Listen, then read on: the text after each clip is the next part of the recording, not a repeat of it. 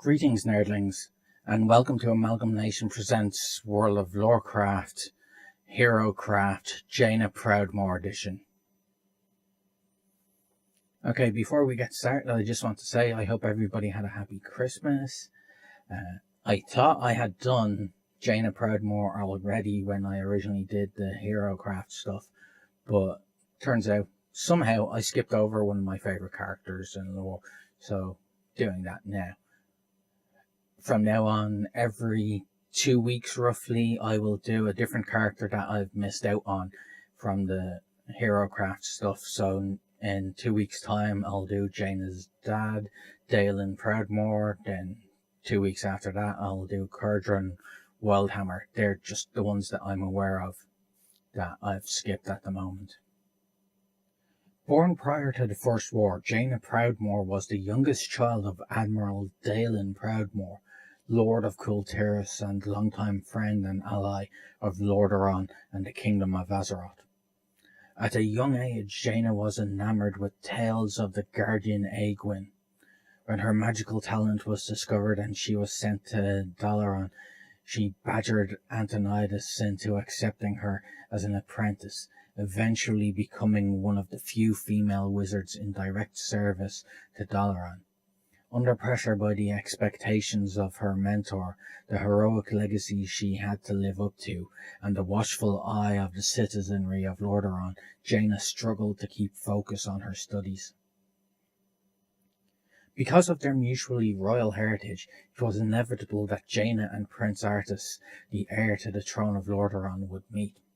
Over the years they grew close as friends and then romantically. They were very much in love with one another. Eventually Arthas questioned whether the two of them were ready to be together. Arthas abruptly ended the relationship so Jaina could focus on her magical studies in Dalaran and he could focus on his commitments to Lordaeron.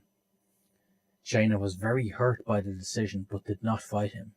She soon realized and agreed that it was the right thing to do at the time. Shortly after, they decided to rekindle their romance, but this was during the beginning of the Scourge invasion that would change both of their lives forever. The Third War. Many years later, Antonidas, eager to learn more about the plague sweeping northern Lordaeron, was met by the Prophet, who pleaded with the wizard to take his people west to Kalimdor. Antonidas dismissed the Prophet as nothing more than a madman, but Jaina, who had been watching from hiding, sensed great power in the Prophet and thought that perhaps they should heed his warnings. Antonidas continued to disagree and instead sent Jaina to meet with Arthas and investigate the plague at the northern village of Brill. As they investigated Brill, Jaina saw some very strange things, including a necromancer and a zombie made of various parts of several corpses. They faced off against several undead enemies and came upon a granary which contained grain infested with the plague. The crates bore the seal of Vanderhall, the primary distributor of grain throughout Lordaeron. Chasing the necromancer, who was actually Kel'Thuzad, formerly a member of the Kirin Tor, to Anderhall, they found a mass of undead warriors waiting for them. They fought their way through to Kel'Thuzad, where Arthas killed him. Jaina and Arthas then made their way back to central Lordaeron, and they stopped for a rest at the small town of Heartglen. However, they discovered that the plague-infected grain from Anderhall had arrived and had been distributed amongst the townsfolk, who were transforming into the undead. Jaina reluctantly departed to find Uther for reinforcements. When she returned with the silver hand at her back, Heartglen was all but destroyed and Arthas was fighting a losing battle. With Uther's help, though, they managed to push back the undead attackers. Arthas, demoralized and horrified by the overwhelming forces of undead, vowed to go to Stratholme, where he hoped to find Mal'Ganis. Jaina and Uther followed him to Stratholme, but did not arrive in time to stop the townspeople from eating the tainted grain. All three knew that the people of Stratholme would soon become undead and attack. Artus was in favour of slaughtering the people before their transformation to purge the town, but Uther could not condone murdering helpless people whose only crime was being infected, even if leaving them alive meant they would soon become a threat. When Uther refused to kill the civilians as Artus ordered, Artus renounced him, accusing him of treason. He demanded that any true to the king stay with him and see to the town's destruction.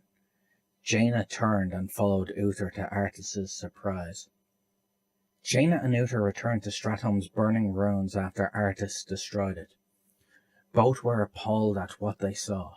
Jaina was visited by the mysterious prophet who had previously attempted to reason with both King Tyrannus and her mentor Antonidas. The prophet sensed her leadership abilities and urged her to take the people she could with her to the west, fleeing Lordaeron and her home country of Kultiras. She realized that he had been right, and he encouraged her to gather her people and sail west for Kalimdor. Jaina decided to follow his words and made preparations. She left just as the invasion of Lordaeron began, saving thousands of citizens before they met their doom. Upon arriving at Kalimdor, Jaina found that there were orcs there. Believing the horde followed them from Lordaeron, Jaina clashed with the troops of Grom Hellscream. Afterwards, Jaina set out to find the prophet. Not only was Stone Talon Peak a good defence, but also she sensed a great power within. Jaina led a small expedition into the mountain with the hopes of finding some power that could help her defeat the orcs, but she sensed that they were being followed. Upon reaching the core of the mountain, Jaina stumbled upon Troll and Cairn. They were about to battle when they were all suddenly confronted by the oracle, who was actually the prophet Medivh they had met in Lordaeron. The prophet Medivh implored them all to ally with each other, saying that they would not survive alone against the might of the Burning Legion. Reluctantly, Jaina agreed to ally her forces with trolls against Hellscream and an army of chaos orcs and demons. Jaina gave him a soul gem, which he used to capture Grom's essence as the invasion of Kalimdor began. Then she helped him purge Grom of the demonic curse that had gripped him. Jaina and Troll continued as allies, although their forces were not very eager about it, even after Hellscream's death. They were terrorized by the undead, but also by the Night Elves' deadly hit-and-run attacks. Though their alliance with one another kept them alive, they were only holding on by a thread. Finally, Troll received a vision. Jaina followed him to where he was instructed to go, where they found the leaders of the Night Elves, Malfurion Stormrage and Tyrande Whisperwind. The prophet appeared and revealed himself to be none other than Medivh, returned to correct his mistakes of old. He implored the humans, orcs, and Night Elves to all join forces against the Legion, or they would all fall alone. They all agreed to defend Mount Hyjal together. Jaina used her teleportation spells to scout out the surrounding area and found that Archimonde and his Doomguard were quickly making their way up the mountain.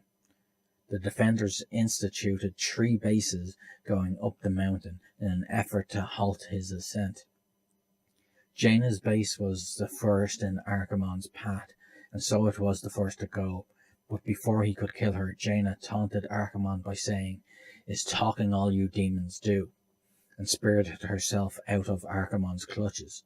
The next base to go was Troll's, and Jaina used her remaining energy to teleport Troll from his base before Archimonde destroyed him, so that they could live to fight another day. Following the Legion's defeat on Mount Hyjal, Jaina took her refugees to an island outpost off the eastern coast of Kalimdor, newly named Terramore. The exact time of Terramore's founding isn't clear. Sources differ as to whether it was founded before or after the Battle of Mount Hyjal, but the role of the citadel was important in the tale of the founding of the orc nation Durotar. When Rexxar demanded an explanation of the humans encroaching on Durotar and the assassination attempt, Jaina stated she had no such knowledge. When Jaina agreed to help the Mokh Natal investigate, they discovered the outpost was under attack from Naga. After an encounter with a dying marine, Jaina realized with horror that her father had decided to pay her a visit. Jaina pleaded with the Admiral to spare Rexar, but Dalen would have none of it. Rexar and his companions escaped, and Troll rallied an army to push back Proudmoore's assault. Jaina was in despair. While she felt loyalty to her father and her nation, her experience with the Scourge and the Legion convinced her that vendettas such as her father's were immaterial in the grand scheme. Jaina helped the Horde gain ships from the goblins and ordered her own troops to stand down when they assaulted Terramore. Jaina departed due to being unable to fight her own men, but not before Troll and Rexar promised her they would keep human casualties to a minimum. Jaina's last words to her father were to ask why he didn't listen. Terramore and Durotar remained at relative peace for 3 years, though the two former arch-enemies were still wary of each other. Eventually, a series of minor shipping incidents led to extreme tension between the two powers, enough so that the goblins who controlled the region's only neutral port complained. Despite the tension, Troll requested Jaina's aid in relocating a herd of thunder lizards displaced by a mysterious logging operation at Thunder Ridge.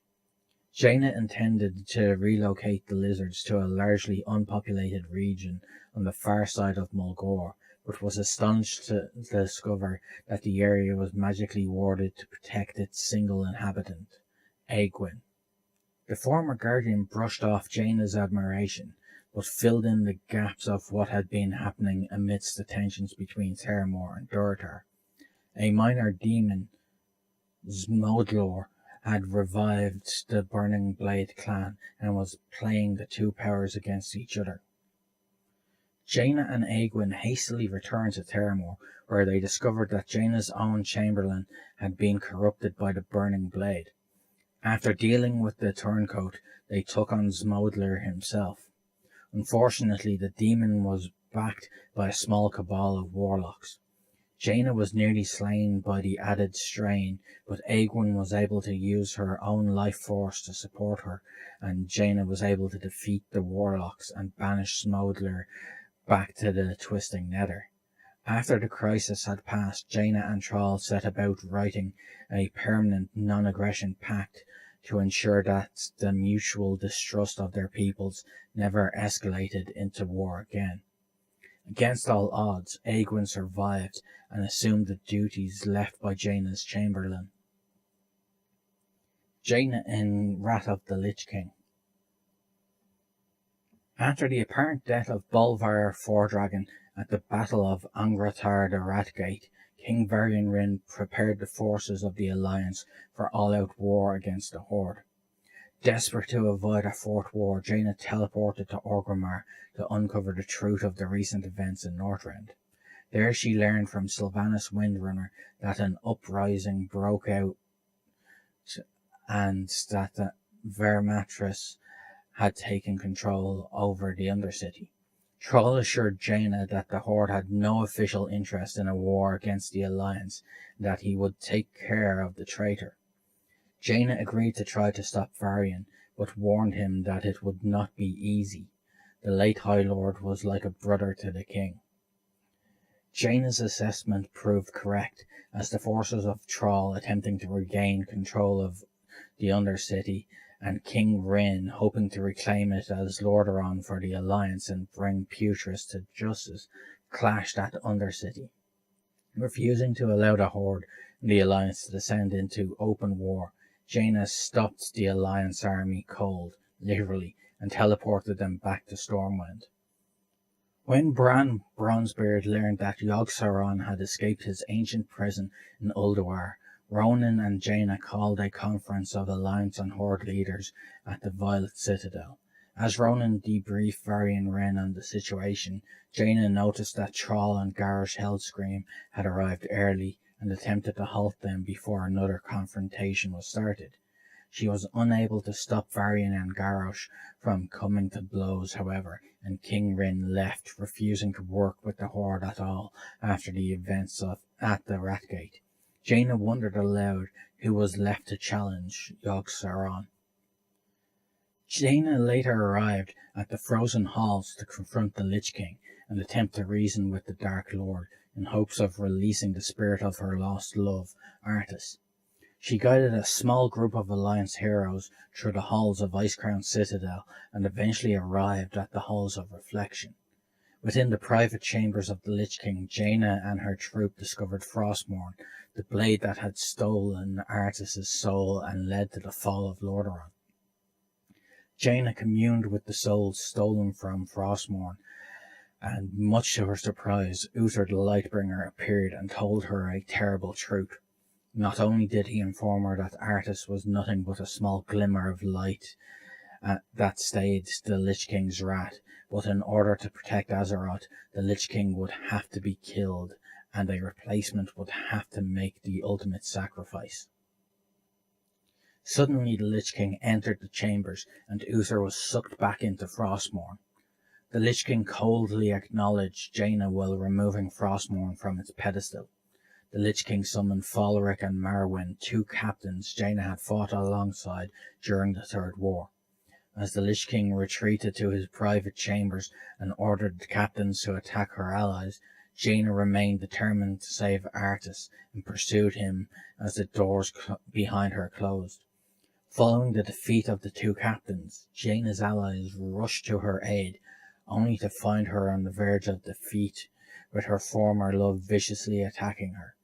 Heartbroken, Jaina and her allies fled down the hidden passage, with the Lich King in steady pursuit. As they came to a cliff, the Skybreaker flew in and rescued them at the last moment.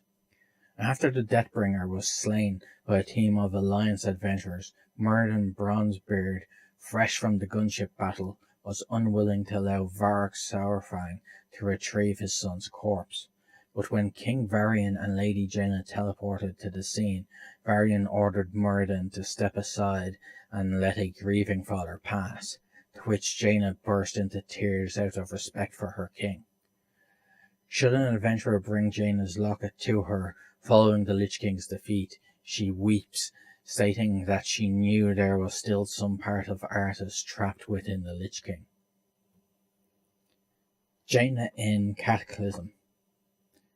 Jaina became cautious when she found out that Garrosh was planning to conquer the whole of Kalimdor. The people of Terramore built a highway which allowed her forces to move faster through the territory and send supplies to Alliance bases in southern Barrens.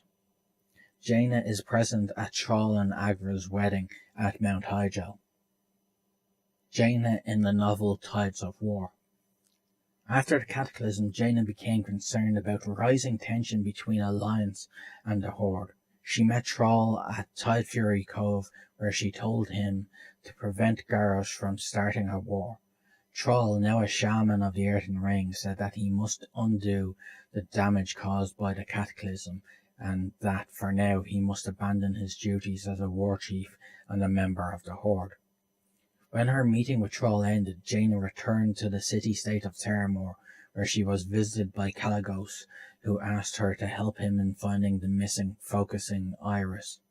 During the search, Jaina and Kalak became very close friends.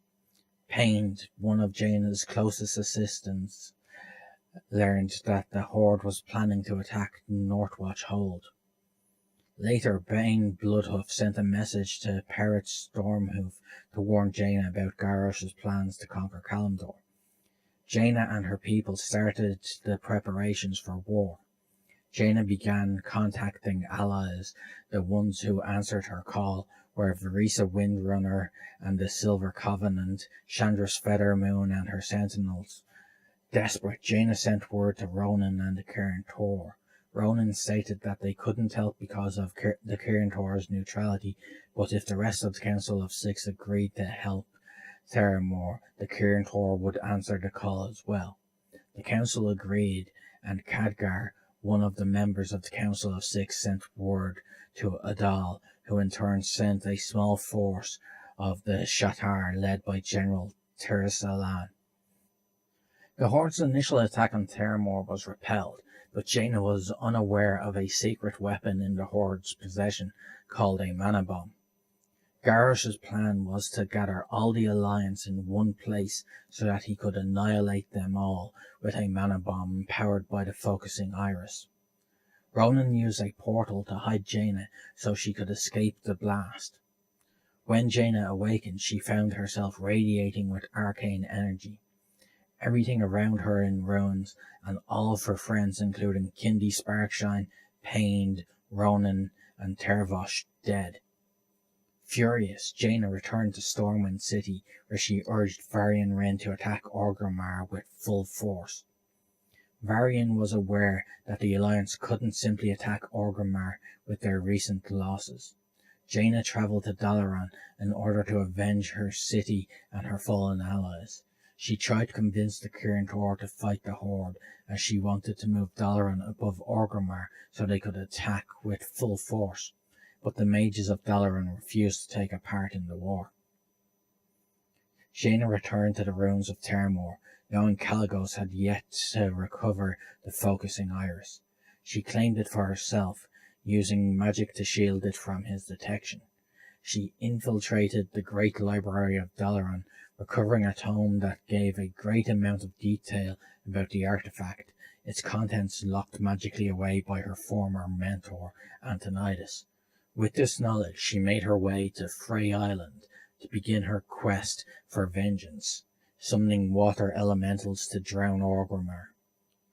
Thrall, having received a terrible vision while in the maelstrom, rushed to find and confront her. She ignored his pleas, and his appearance only infuriated her further, as his inaction led directly to Garrosh's opportunity to destroy her city. The two fought, and aided by the focusing iris, Jaina began getting the upper hand, only to be interrupted by the arrival of Kalagos.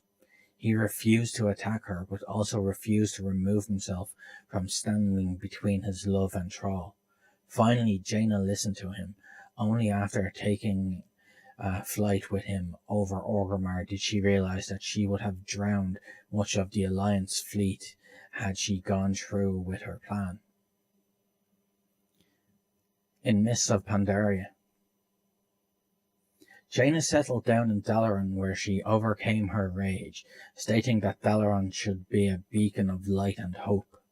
She helped the Night Elves to increase their defences in Darnassus in order to prevent Garrosh and the Horde from stealing the Divine Bell. When it was discovered that Blood Elves within the Kirin Tor had been secretly helping the Horde despite the Kirin Tor's neutrality, a furious Jaina purged Dalaran of all Horde and allied the Kirin Tor with the Alliance. Feeling herself betrayed, not once but now twice by the Horde, Jaina adopted a far more aggressive stance toward the Horde in general, and Garrosh in particular. Together with Veriza Windrunner and the mages of Kirin Tor, Jaina went to the Isle of Thunder in order to defeat the Thunder King and to prevent the Horde from obtaining his powers. During her mission, Jaina formed an alliance with Taran Zu and the Shadowpan. Jaina and her newly founded Kirin Tor offensive came face to face with Lorthamar Theron and the Sun Reavers, who also played a part in assaulting the Thunder King. Jaina and Veriza were eager to slay the Sun Reavers, but they had to focus on a much more important mission. Jaina, Lorewalker Cho, and Lorthamar Theron arrived at the Vault of Isharge, where Garrosh's arrogance released a Shah of Pride. Jaina assaulted Bladefist Bay together with Veriza, Varian, Sylvanas, and Lorthamar. At the end of the siege, when Garrosh was defeated, Jaina urged Varian to dismantle the Horde once and for all. However, Varian chose not to exploit the opportunity.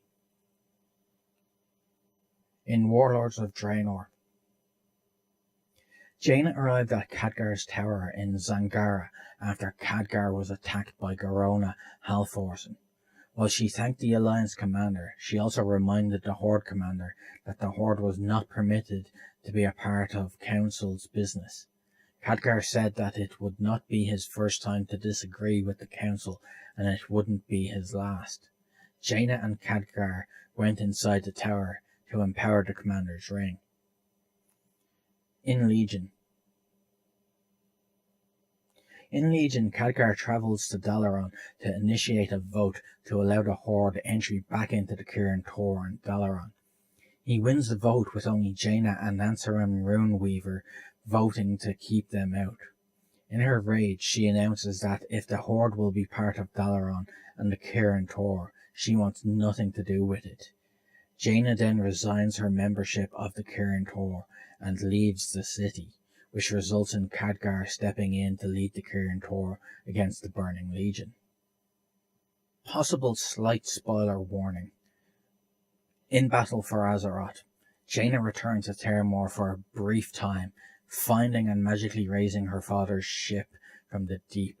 After the War of the Thorns, when Anduin Wrynn and Greymane led the charge against the Undercity, Jaina appeared when it seemed all was lost and the Alliance was surrounded by Sylvanas' Blight.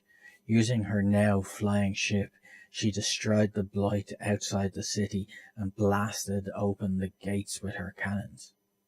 Between the confrontation with Sylvanas and subsequent return to Stormwind, she is brought up to speed about Azerite and the destruction of Teldrassil. Knowing the Alliance needs all the help it can muster for the war, she volunteers to return to Kul Tiras to beg aid of her mother, Jaina Proudmoore, knowing that there is a high likelihood of her own imprisonment. True to her expectations, her former kinsmen shun her as she enters the kingdom, and she is immediately seized by the guards. Brought before Catherine and Priscilla Ashvane, she is sentenced to death for treason, exiled to an island off the coast of Stormsong Valley, Fate's End.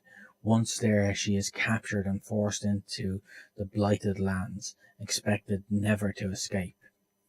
Jaina remains resigned to her fate, reliving all her past failures repeatedly. Jaina Proudmoore makes her way inside, however, asking instead that Jaina forgive her for claiming she was no longer her daughter and sentencing her.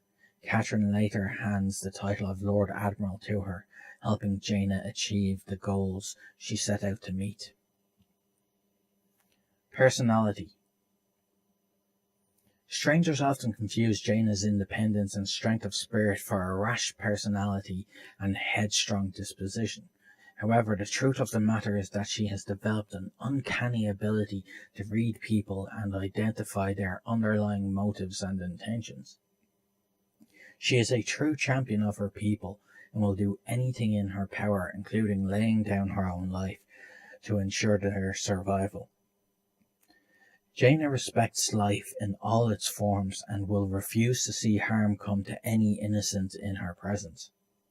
She prefers action over words, leading her to develop a great admiration for Troll's success in founding Durotar and a deep resentment of the unending, fruitless debate among the members of the High Council of Lordaeron.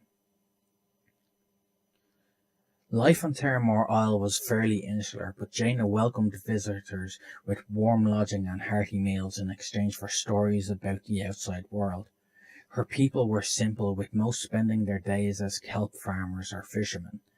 In exchange for information or artifacts that might improve the lives of her people, Jaina had been known to provide arcane assistance to visitors, including occasionally teleporting travelers great distances, summoning elementals to guide them on their journeys, or warding them with enchantments.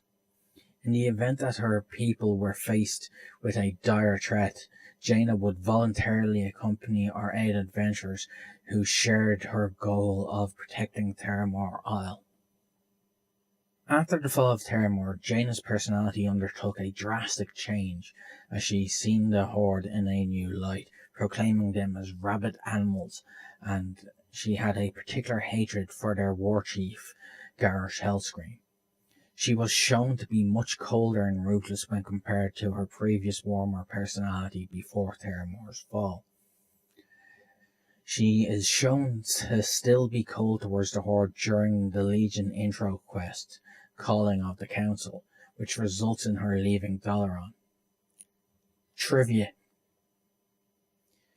Jaina's hair in Mists of Pandaria is greyish-white with a strip of blonde in front of it. It turned this because of the exposure to arcane magic. This is further explained in the book Tides of War. Jaina's model received a significant update. She seems to now have a similar model to the newer human models that were added in Warlords of Draenor. Before I end the vid, I just want to say that, just to explain this, the Herocraft vids will be once every 2 weeks, like I said before. However, they will be released on a Sunday instead of on a Friday like this one was. I'm doing this one today because I took a break for Christmas and this is the first vid back after Christmas and I just wanted to do something different. So thank you for watching, and as always remember, play to game and game to play.